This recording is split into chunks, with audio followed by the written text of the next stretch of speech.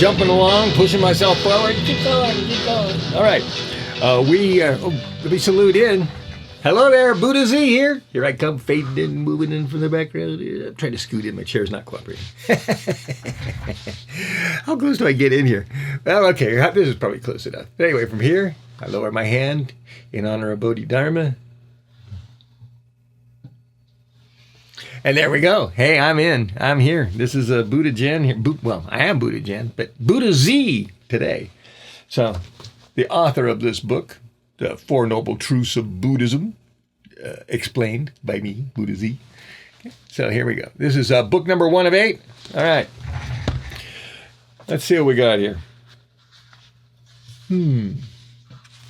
That's how I'm peeing. Is that the only one? Nope, it looks like we're going to get 2. You get that homeless asylum band, it looks like, today. Yeah, we're going to get 2 poems today. Here we go. Let's get working here. All right. This is a short one, one-pager. That's how I'm peeing. I'm going to read the note down here at the bottom. Well, actually, under the title, it says, written after hearing about a furry, in quotation marks, furry people who identify with animals, a furry employee requiring a cat box. By the way, I think it was all BS. The Republicans just made that up. That's like that what do they call that person on food stamps who's got like 10, he's buying them for 10 kids or so. They've got all these, the Republicans use these role models that are made up, these people that don't exist. Anyway, but I had the RDC, Richard Del Conner byline for my photography, Rocktography by the Coyote in the 1980s. I call my photography Rocktography because I kind of specialized in rock and roll photography. I didn't want to do tabletop fashion or anything like that. I just wanted to do concerts and be a rock star, so I really didn't want to, I wasn't looking at it as a career move. It's more like a hobby, a professional hobby. I still enjoy photography. Okay, so here we go. I can say I'm a professional though, because I'm actually a director of photography and I'm doing camera work and movie work. But, basically I just, that's what I'm saying. I do it personally. You don't have to pay me money or make it a job. I'll do it anyway. Okay, where were we? Okay, that's how I'm peeing. Oh, there was a note at the bottom. Note, when I read this poem at various libraries and bookstores, I always had to emphasize I was kidding because the seniors would gasp and give me horrified looks as they imagined me squatting on their lawn of their front yards.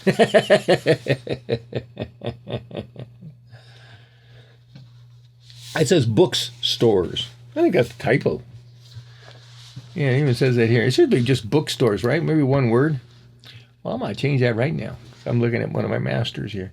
I have to make a master for each format because they're different sizes. The ebook and the hardcover is slightly different size than the paperback. And the paperback, of course, might be a 6x9, but then I like doing the PDFs in 8.5x11. So those are big. So I have to make one master and get the book basically kind of rough draft. And then I make 5 copies of it, and then I got to take one of those and get it done, and then I got to try to match the other ones to it. It's a lot. If I just had to write the book, that'd be great, and then let somebody else separate all the formats and translate it into all the other formats. But one-man operation here, remember? I'm the editor and the publisher. Okay. That's how I'm peeing. Well, let's see what that looks like to these seniors. I want respect.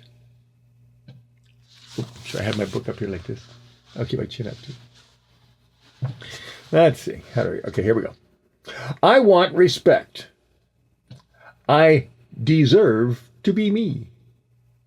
And yes, I have my own unique PC identity. You know what I'm thinking is I could probably gain some or lose some headroom. I know, we're a live podcast and I'm moving the camera. It's supposed to be fixed without loosening up everything here so I don't break something. All right. Gaffing by force. I don't think I brought it down that much. Did I bring it down a little? Well, I actually said it so when I came in close like this, it wasn't going to chop off my head. So I think maybe that was the compromise. I gave us a little less headroom and a little more on my body. So now I can put this here, and I won't have to look like my head's coming out of the book. Maybe. Here we go. All right. It's not identity politics. For decades, I was a dog. My name was regularly published as the coyote. Long before they invented the blog, people seemed to easily agree that I should be called Coyote. So now I can do it legally. Lift my leg and pee on a tree. And if you see me on your lawn, don't worry, I'm civilized and clean. I'll bag my own litter and then be gone.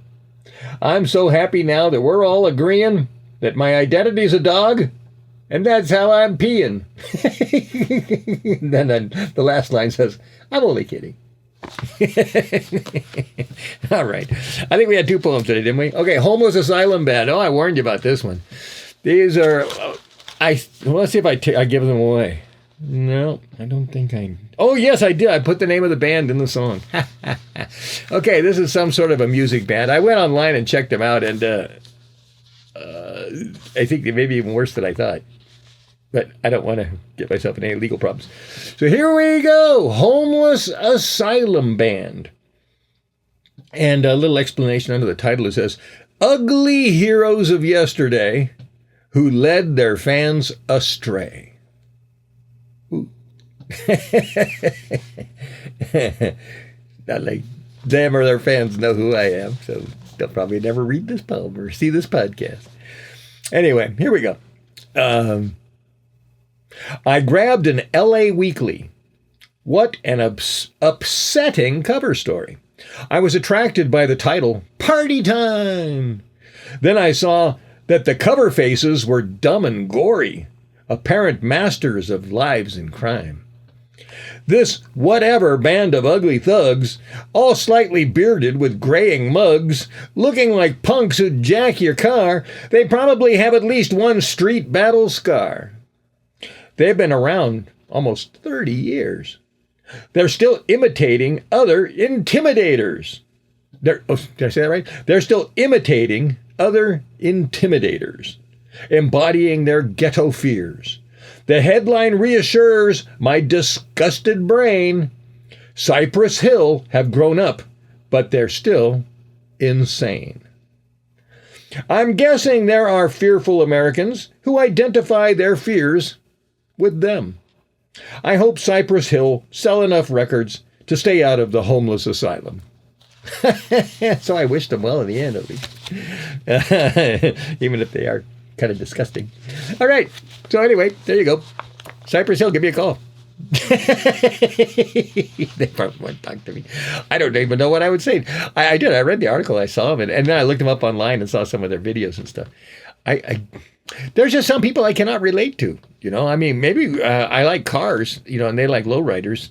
So I know that I can always find something in common to talk to people about. But I think I've spent too much of my time talking to people that were wasting my time. All right. So I have not wasted your time, I hope. Oh, hold it. Do I have another poem to read you? No, that was it. That was it. Yeah, that's it. Okay, Lockdown World's coming next.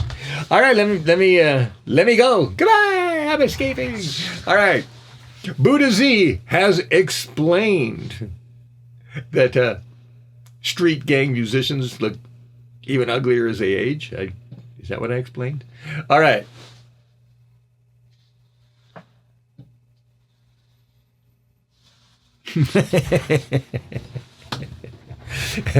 Buddha Z. Well, I'm just telling the truth. You know, if a flower looks a certain way and I say, oh, look at that flower. It looks like this. You can't get mad at me because the flower looked a certain way or did a certain thing. Assassination of a Tyrant by Richard Delconnor. Assassination of a Tyrant.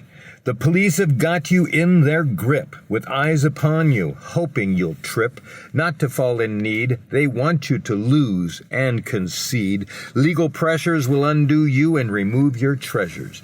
All those things you did for your fellow countrymen now cannot be hid. Soon you'll be a felon. The tyrant will use his forces to ensnare, imprison, and disgrace you. Your friends seek similar courses to save their lives and avoid going through the same judicial destruction which was your own proud construction. Your friends and allies buzz noisily on Capitol Hill. There's no escape unless he dies. In self-defense, you must kill.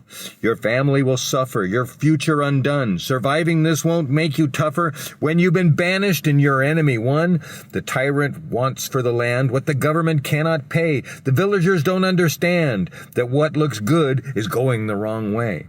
The promises that the tyrant makes are disrupting the government's designs and means. The tyrants make promises, but too much it takes without profiting the industrial or war machines. So criminals see the law is bad.